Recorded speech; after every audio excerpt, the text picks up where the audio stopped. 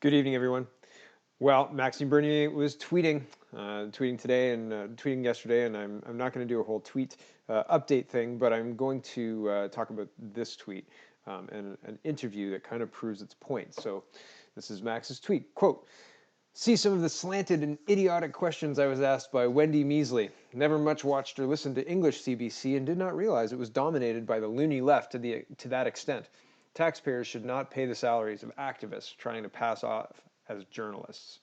And it's a link, well, it's a picture to another tweet that's talking about CBC's The Weekly and Wendy Measley's doing The Weekly. I couldn't actually find Wendy Measley's doing The Weekly. I got an As It Happens interview that aired yesterday on the 21st. And so I was listening to the whole thing, and my whole premise here is that they're not treating Bernier fairly. They're asking leading questions, they're framing questions in a way that is not fair, really, for his positions. They're editorializing within the questions.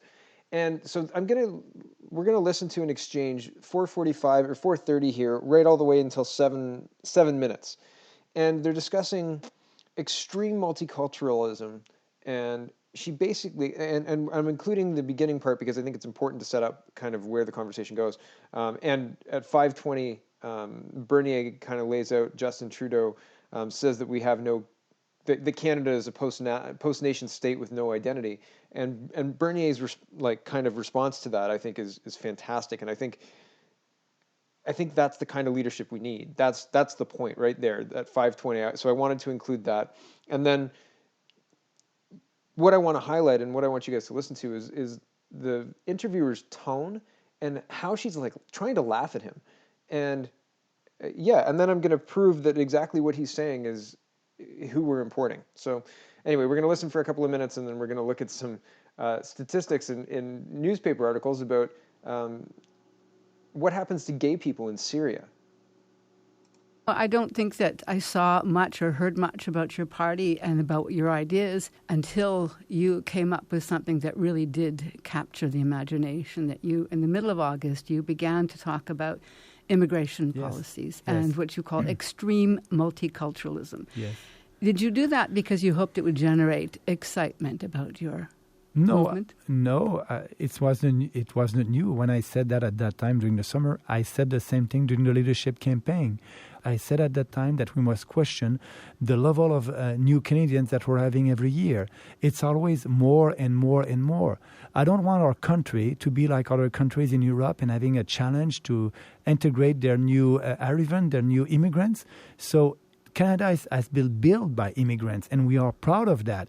Justin Trudeau is saying that, Canada is a post-national state without any identity. That's not true. There's a Canadian culture and Canadian values, and we must be proud of that. So I just want to open that debate in Canada, and I think it's okay to have a debate. Well, you did open the debate, didn't you? Because you had very provocative tweets, and by mid-August you were talking about Trudeau says diversity is our strength, but where do we draw the line? Why should we promote ever more diversity? What is the line that you want to draw? Diversity, it is good. This country has been built by diversity.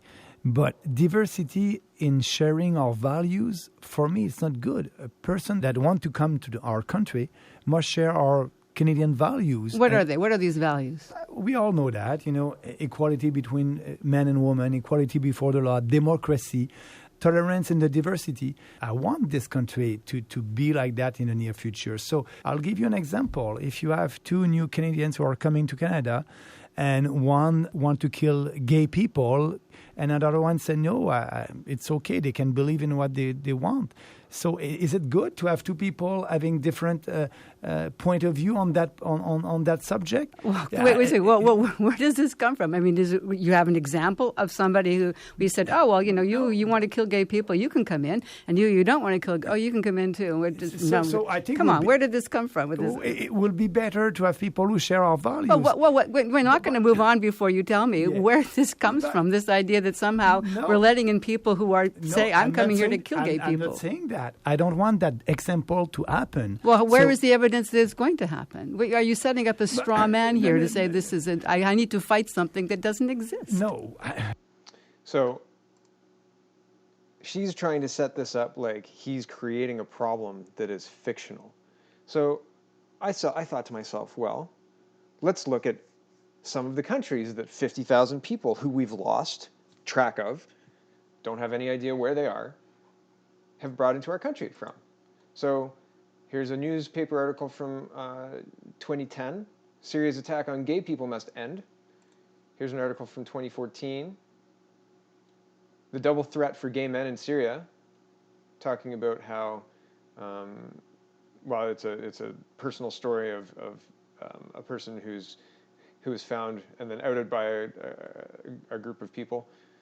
Okay, quote, a 26-year-old mobile technician taxi driver from Aleppo was kept for 23 days in an ice cream factory turned detention center when he was physically and verbally abused. He'd been picked up at a checkpoint by the Syrian Islamic Liberation Front and accused of working for the regime.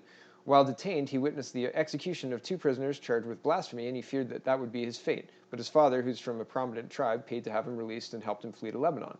That was before his family knew. When his former captors outed him as gay, his father called him in Beirut and threatened to find him and kill him. His brother, who had joined the Islamic Front, threatened to kill him too. With no one to turn to, he sought protection from the United Nations Refugee Agency. He lives every day in fear. Okay, so some Syrians are fleeing from being killed by gangs of other Syrians who killed them for being gay. Huh. Here's Wikipedia. Quote, in Islamic State-held areas, women and LGBT community in particular are targeted for attacks. As part of its imposition of Sharia law, ISIS punishes those who have committed the acts of the people of Prophet Lot, which they also refer to as sodomy. This terminology is based on the story of Prophet Lot in the Quran, whose people were destroyed for sexual transgressions. LGBT Syrians are arrested, beaten, and executed. So there's that. So it's not out of the realm of possible that we have imported people who believe that just because somebody is gay, they deserve to die. It is also certainly possible that we've imported people who believe that 13-year-old girls deserve to be sexually assaulted and then murdered. That's possible. So the CBC's condescending interview with Maxime Bernier and the interviewer trying to completely dismiss the idea that we need to have a shared values system based on individual freedom, personal responsibility, fairness, and respect, as well as equality between man and woman, equality before the law, democracy, tolerance, and diversity. If those things aren't important to you, then by all means, please vote for another party. But if those things are important to you, and they are important to me, probably the People's Party is a good choice for you. Now, I could do an entire breakdown of this interview. There's a lot of really great stuff in here, but the woman interviewing him is just awful. Like going after him about pretty much everything and laughing at him for every chance she gets. And I think that proves Mr. Bernier's point within his tweet. Like the slanted, idiotic questions I was asked by Wendy Measley. It's not just Wendy Measley who's asking idiotic, slanted questions. It's everybody, and they're trying to get you sound bites to give them the ammunition they need to completely ignore him and deplatform him and take him off the debate stage for being alt-right or something to that effect, just like they're doing to Faith Goldie. So that's my 2 cents on this one. Check out the People's Party of Canada.ca. Donate some money to Maxime Bernier. Check out the Facebook groups in your riding, and if there isn't one, hey, maybe start one. That'd be cool.